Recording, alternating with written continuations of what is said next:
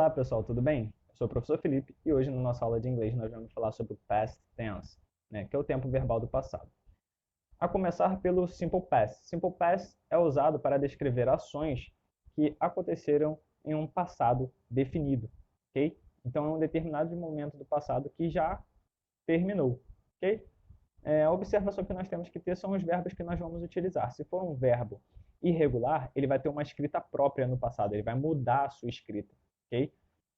Vai ser uma escrita diferente da usada habitualmente, né, no presente.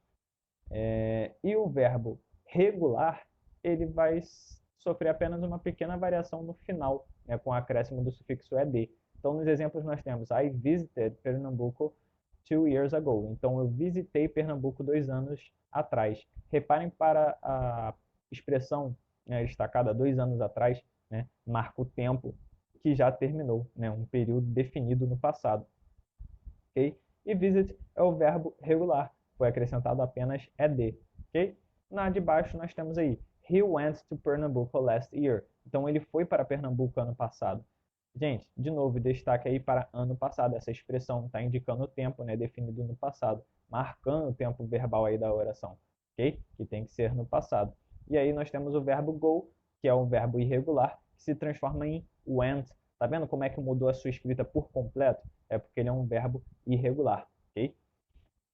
Uma observação aí, essa variação com o sufixo ed, ela vai ser dada de acordo com a terminação do verbo. Por exemplo, há verbos que já terminam com e, então não faria sentido acrescentar ed, basta acrescentar de somente, como é o caso do exemplo like, né? Que se torna liked, ok? Que é gostar, gostou ou gostei, ok? Em verbos que terminam em y, claro, né? É aquela regrinha, se vem antes uma consoante, antes do y vem uma consoante, o que a gente faz? Corta o y e acrescenta ied. É o caso de study, né? Antes do y vem d, que é uma consoante. Então vira studied, né? Verbo estudar se torna estudou ou estudei. Uma última regrinha aí, né, que nós temos é a regrinha da consoante, vogal consoante, né? E que nós vamos repetir a última letra, que é uma consoante, okay? E acrescentar o sufixo ed, né? Então, como é o caso do verbo stop, nós temos aí verbo parar, que tem na sua estrutura, né, o T-O-P no final. Então, nós temos consoante, vogal, consoante, ok? Logo, repete o P e acrescenta ed. De parar vira parou ou parei, stopped, ok? É um verbo regular, claro. Gente, talvez vocês fiquem com essa dúvida. Ah, mas como é que você quer irregular ou regular?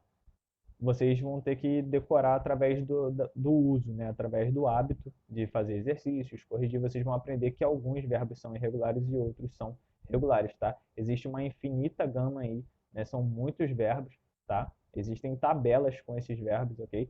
Então, não cabe a gente ficar estudando essas tabelas. É questão de uso mesmo. Conforme for utilizando, vocês vão aprendendo qual é regular e qual não é, ok?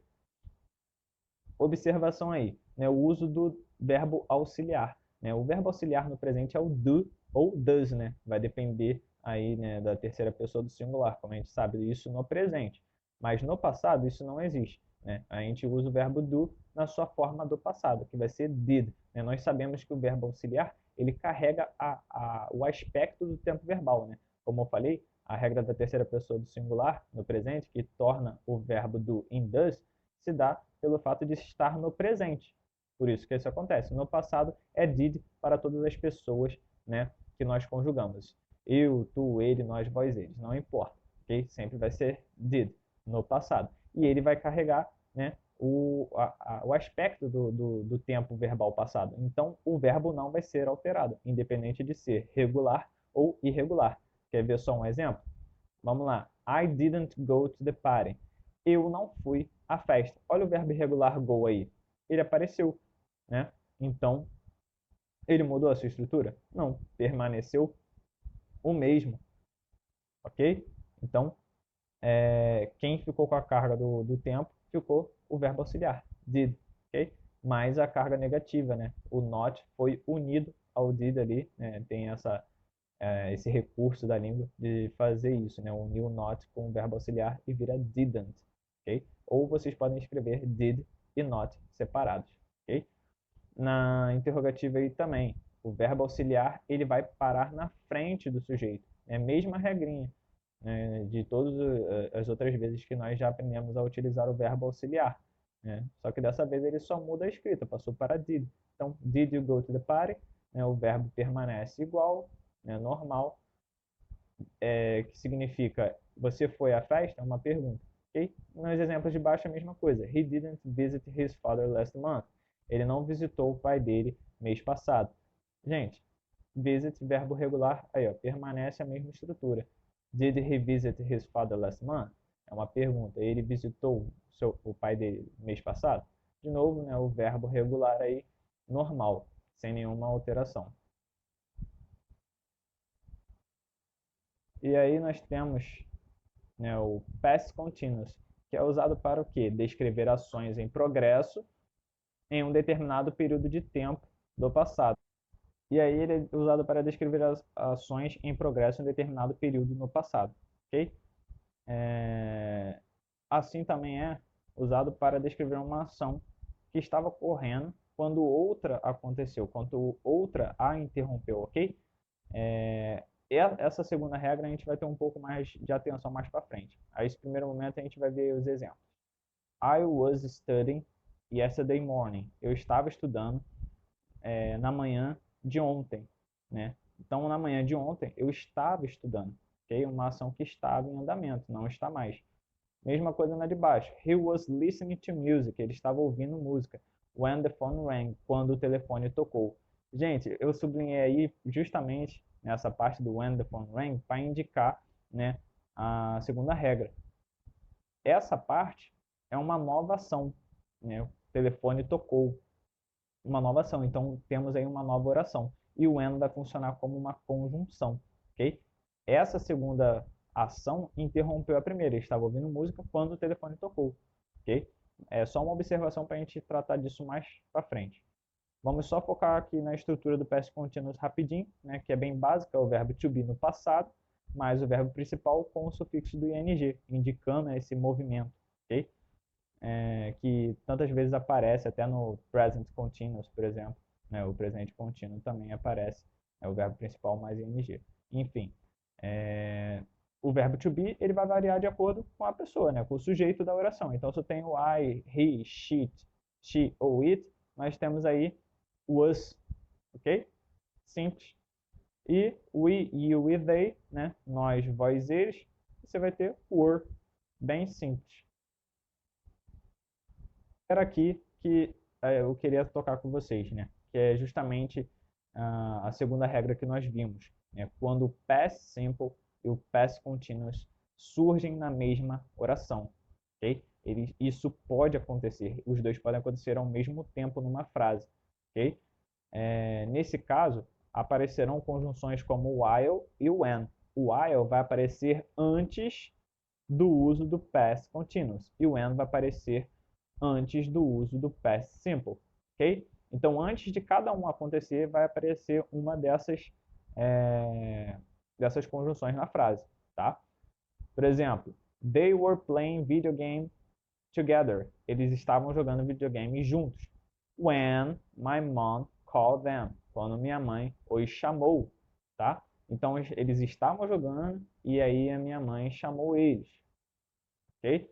Essa ação do past simple interrompeu a ação do past continuous, tá? A mesma coisa na de baixo, só que agora a ordem foi invertida. Nós temos it started to rain. Começou a chover. Começou, passado simples.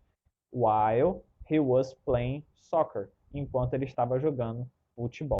Esse while, pessoal, aí, ó, enquanto é utilizado antes do uso do past continuous, que está ali, ó, he was playing soccer, ele estava jogando, ok? Então, primeiro momento nós tivemos ali, né, nessa mesma frase, o started, que é o passado simples, e aí veio a conjunção para apresentar o período que vai levar o past continuous como verbo principal, ok? Como período verbal principal.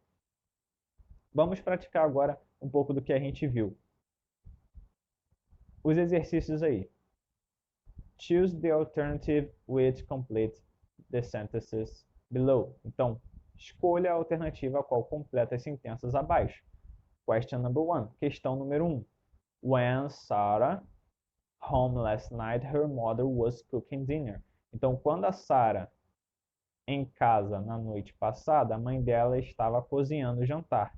Gente, ali no primeiro momento a gente já pode perceber, né, a conjunção when está logo de frente para a gente. Então, se o when apareceu, o que tem que vir logo depois dele?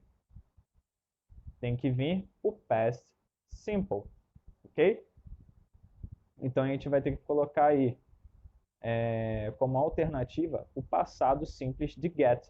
Né? Get é um verbo irregular, então só pode ser got, ok? Que é a alternativa da letra C. Eu gostaria de destacar para vocês, né, e vocês já podem conferir a resposta ali, mas era justamente outro elemento, que é o was cooking, né, que talvez para alguns seja mais difícil de encontrar na frase, né, que também confirma, né, o uso do past simple, já que o past continuous está aparecendo depois, né, da parte a ser completada da frase, então você teria que usar o past simple ali em cima, ok? Question number 2, questão número 2. The phone while my mother bath. Então, o telefone enquanto minha mãe banho, ok? Gente, ring é tocar, take é tomar, ok?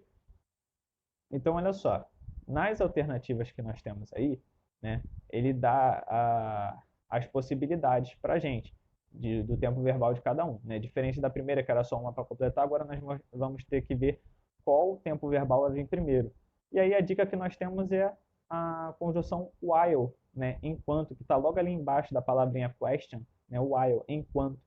Então, nós sabemos que enquanto, né, tem que aparecer logo depois quem? O past continuous.